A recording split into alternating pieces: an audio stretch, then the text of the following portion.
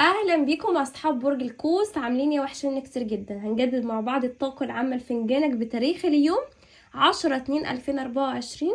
طاقه جديده بتاريخ جديد. طبعا طاقتك حطها معايا في الفنجان يا برج القوس، بسم الله واعقد النية ويلا بينا نشوف طاقة فنجانك يا برج القوس. بسم الله الرحمن الرحيم. اللهم صل على النبي. بسم الله ما شاء الله. طاقة فنجانك يا برج القوس طاقة فيها تجديد. انت طالع يا برج القوس من مرحلة تعب، من مرحلة معاناة، مرحلة صراعات مع اللي حواليك يا برج القوس. الفترة دي انت اكتشفت فيها ناس كتير قوي على حقيقتهم يا برج القوس. شايفة انك انت يا برج القوس رميت الماضي ورا ظهرك، بقيت مركز في طريقك، مركز في حياتك، مركز في نجاحك المهني، نجاحك المادي. شايفة ان انت في عندك شخصين هيساعدوك يا برج القوس الفترة دي، هيساعدوك من ناحية العمل ومن ناحية الماديات. فانا شايفة ان انت يا برج القوس عندك بشارة ماديات وبشارة وفرة. في هنا بشارة خير في طريقك يا برج القوس، في فرحة انت في انتظارها. انت بقالك فترة يا برج القوس بتعاني من مشاكل، بتعاني من صراعات، بتعاني من ضغط، من مسؤوليات والتزامات عليك. ولكن شايفة ان انت عندك هنا طاقة سفر، عندك طاقة فرحة انت في انتظارها. شايفاك يا برج القوس كمان انت بتحقق هدف او بتحقق رغبة انت ممكن تكون بقالك فترة بتسعى لها، او بتحاول انك انت تحصل على حاجة يا برج القوس. لو بتفكر تعمل مشروع جديد، المشروع الجديد ده هينجح وهيدخلك دخل وربح مادي قوي. فانا شايفة ان في حاجة انت مقبل عليها يا برج القوس، ولكن شوية انت قلقان، شوية انت متخوف، عندك احساس نابع من جواك ان صعب ان الشيء ده يعني يتحقق. فانت في شوية قلق يمكن مسببين لك احباط او يأس يا برج القوس. لكن شايفة انك انت في حد هيدعمك نفسيا، هيدعمك كمان بمعلومات، هيدعمك ممكن بخبرة، يدعمك ممكن بكلامه، ممكن يدعمك كمان ماديا، ممكن تخش شراكة مع حد يا برج القوس. الحاجة دي هتنجح جدا جدا. برج القوس شايفة كمان في فلوس جاية في طريقك، في الفلوس دي هتكون ليها يعني هدف معين. ممكن الفلوس دي هتستفيد منها في انك انت تشتري بيها حاجة، او انك انت مثلا تعمل بيها مشروع او تستثمرها. فانت الفترة دي عندك دخل مادي، او بتفكر تحط اموالك في شيء يدخلك ربح مادي في المستقبل او فيما بعد. شايفة ده بيحصل الفترة دي يا برج القوس. برج القوس شايفة ان في واحدة عينيها عليك. لو انت امرأة، في واحدة عينيها عليك يا برج القوس، امرأة برج القوس. انت الفترة دي في عندك هنا يعني طاقة فيها كده يعني صلابة، فيها شخصية قوية، في انك انت واثقة من نفسك، شايفة انك انت بتحققي طموحك. شايفة انك انت الفترة دي بتحققي كل احلامك اللي انت كنت بتسعي لها. شايفة ان برج القوس انت الفترة دي عندك عجلة الحظ، عندك الوفرة، عندك الحظوظ، عندكم تحقيق لها اهداف، عندكم رغبات. شايفة ان القدر بيلعب اتجاه صالحكم، او القدر في صالحكم يا برج القوس.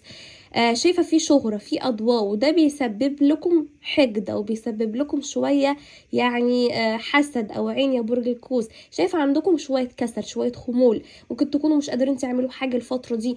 ممكن تكونوا طاقتكم مسحوبة، وده يرجع لطاقة عين وحسد جاية من جيران ليكم او ناس قريبة منكم جدا يا برج القوس. حصنوا نفسكم بالاذكار وبالادعية، لاني شايفة ان انتوا الفترة دي يعني كان مودكم مش كويس، كنتوا مخنوقين، كنتوا حاسين بطاقة زهق، طاقة تعب، كنتوا عاملين خلافات ومشاكل مع اللي حواليكم. ولكن شايفة ان انتوا عندكم اعادة صلح وبداية جديدة مع شخص على خلاف معاه، او مع شخص بعيد عنك يا برج القوس. برج القوس شايفة فيه طاقة شخص بيراقبك جدا، في شخص بيحبك يا برج القوس، في شخص لسه بيفكر فيك في البعد. الشخص ده مش قادر على بعدك، مش قادر على نسيانك، مش قادر يتخطى العلاقة معاك. ممكن يكون الشخص ده انت اكتشفت حقيقة طرف تالت، ممكن يكون الشخص ده اختار حد عليك يا برج القوس، اختار اهل، اختار مصلحته، اختار نفسه. ايا كان الشخص ده انا شايفاه قلبه مكسور ومتألم في بعدك يا برج القوس، وشايفة انك انت يعني مش قادر تسامح الشخص ده ومش قادر تنسى اللي عمله معاك، ولكن مازال انت في طاقة انتظار ليه يا برج القوس، مستني مكالمته، مستني رسالته، مستني رجوعه بفارغ الصبر، ولكن شايفة ان الشخص ده راجع لك وهيعمل لك اللي ما يتعملش عشان يرضيك وعشان يكسبك مرة تانية يا برج القوس. ممكن يكون خسر ثقتك، ممكن يكون خسر حبك وقلبك يا برج القوس، ولكن مازال الشخص ده يعني عايز يعمل المستحيل في مكسبك مرة أخرى أو في رجوعك مرة أخرى لحياته يا برج القوس. برج القوس شايفة إن الشخص ده هيتجنن عليك، عايز معاك علاقة دائمة، ما تكونش علاقة اون اوف. ممكن تكون في اختلافات ما بينكم في مسافة، في دولة، ممكن تكونوا مختلفين في مذاهب، او في اختلافات ما بينكم في عمر، في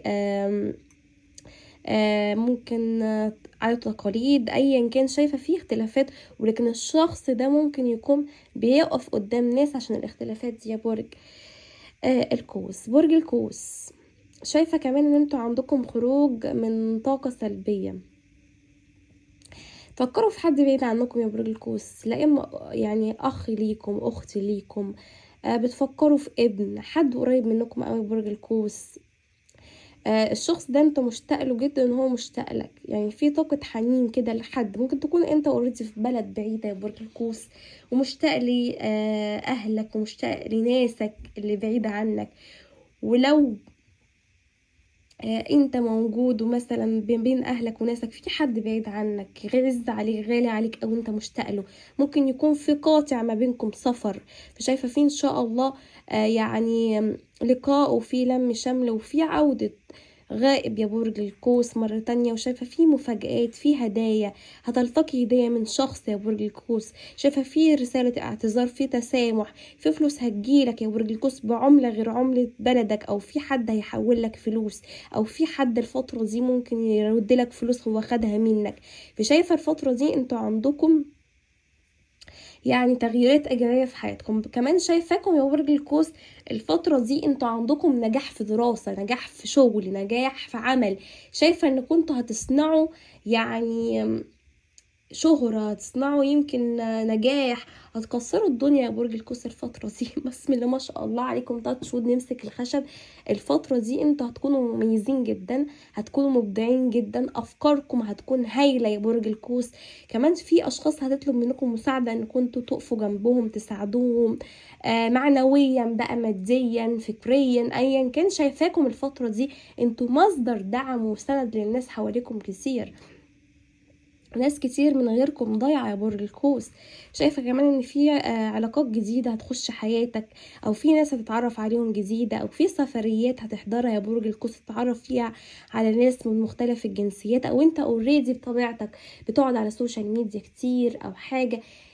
فشايفة الفترة دي انت عندك يعني توسع في المعرفة والعلاقات.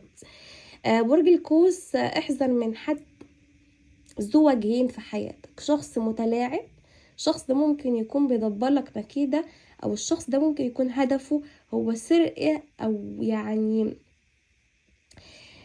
حاجة عايز ياخدها من ايدك، لان عينه على حاجة في ايدك يا برج القوس، عينه على حاجة في ايدك، فاحذروا الفترة دي من حاجة تضيع من بيتكم، او حاجة تضيع من شغلكم، او حاجة تسألوا فيها قانونيا، لان الفترة دي انتوا ممكن تتعرضوا شوية لحقد من ناس حواليكم، او شوية لكراهية. شايفة الفترة دي لو في حد برضو بيحاول في العمل يستفزك، حتى لو ده كان مديرك او رئيسك وبيتعصب عليك وطريقة اسلوبه شوية ممكن تكون لزعة او صعبة، او انت مش قادر تتحمل اسلوبه يا برج القوس، شايفاك الفترة دي حاول يعني تهدي امورك شوية عشان ما تخسرش مكانتك وشغلك، لان انت عندك ترقية وعندك حصول على مكانة افضل من اللي انت عليها ببرج القوس. مثلا انا في الشغل ده مش عاجبني، ولكن اللي مصبرني على الشغل ده هو ان هو المتاح في الوقت الحالي، مفيش حاجة تانية افضل منه، فخليني في الشغل ده ملتزم الصمت، ومديش لأي حد فرصة ان يمسك عليا غلطة، قصاد الغلطة دي انا ادفع تمن ان انا اسيب الشغل ده وما لاقيش في الاخر غير الشغل ده ولا حتى شغل تاني، وفي النهاية كون انا الخسران وكمان ايه ما استفدتش حاجة. في سايس امورك يا برج القوس، حاول تتأنى الصبر، وشايفة انك انت عندك انتصارات قوية جاية في طريقك، عندك عدالة الهية، عدالة في محكمة، عدالة في شخص ظلمك، شخص اذاك، شخص بيتك موجوع، دموعك على خدك، ايا كان شايفة فيه كلمة يعني نصر. النصر دي متوقف عليها اشياء كتير قوي يا برج القوس. عندكم بداية علاقة عاطفية جديدة، في حب جديد، شايفة في شخص هتتعرفوا عليه عن طريق انترنت او حتى عن طريق ممكن مكان عام او تحضروا مناسبة. الشخص ده هيكون داعم ومساند ليكم جدا. شايفاكم الفترة دي انتوا حلوين قوي، جذابين او ملفتين قوي.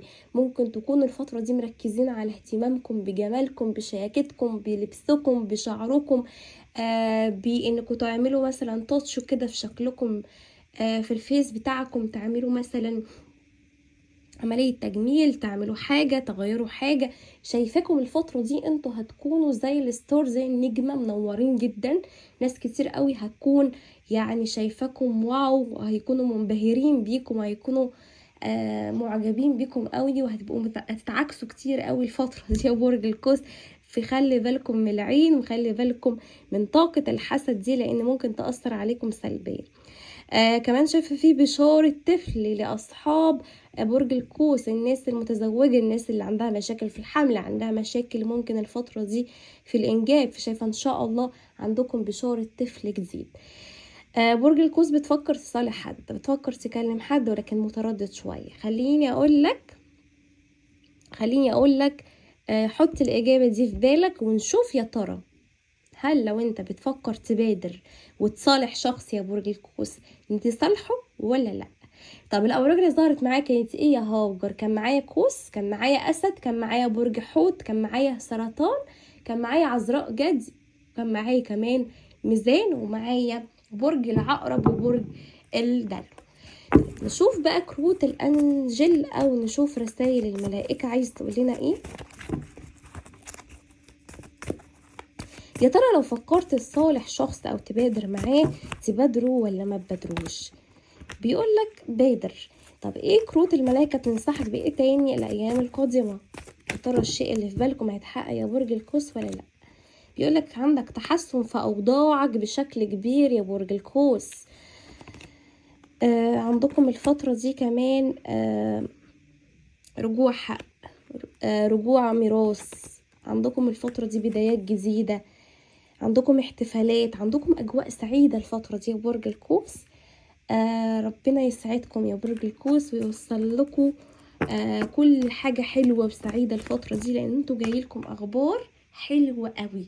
طبعا متنسوش طبعا تكتبوا لي تحت كومنت وتدوسوا لايك وتشتركوا في القناة، واشوفكم الفيديو القادم على خير ان شاء الله يا برج القوس.